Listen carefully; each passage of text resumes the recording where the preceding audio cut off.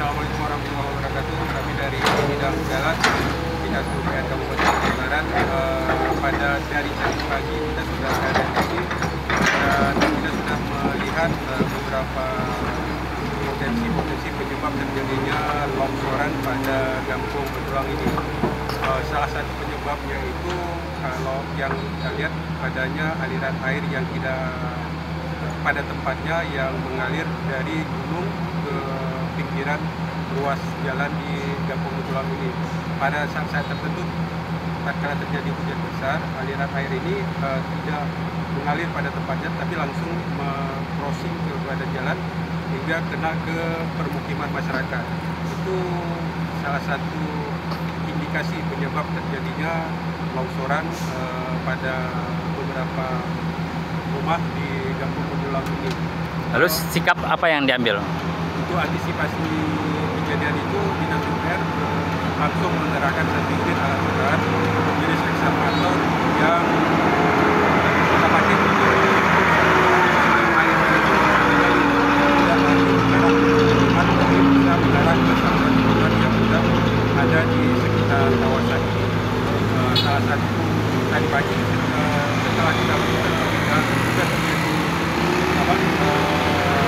satu unit yang listrik yang tidak langsung dipindahkan ke seberang pengamanan dia aliran listrik yang ada di kawasan ini menjadi normal.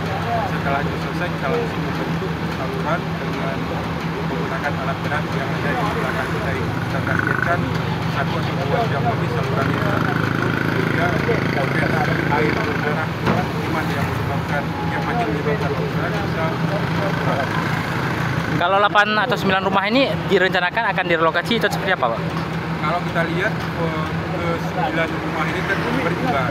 Sebagian, terutama bagian belakang itu sudah mengalami patah dan gagal sudut dan permukaan tanahnya turun sekitar 50 sampai dengan 1 meter.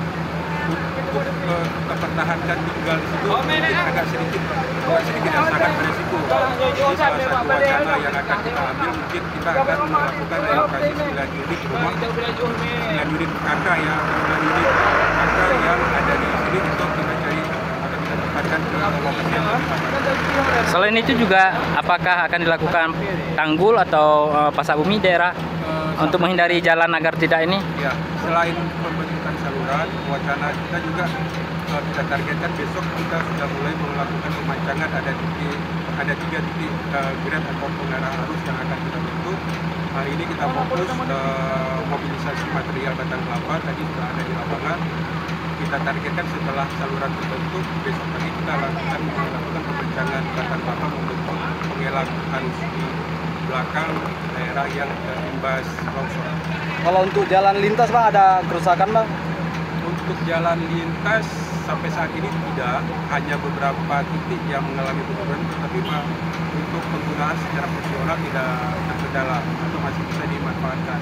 Cuma tadi pagi sampai siang agak sedikit terganggu karena material kabel yang sedang kita pindahkan agak sedikit terganggu. Tapi alhamdulillah sekarang sudah selesai, lalu lintas masih sudah normal.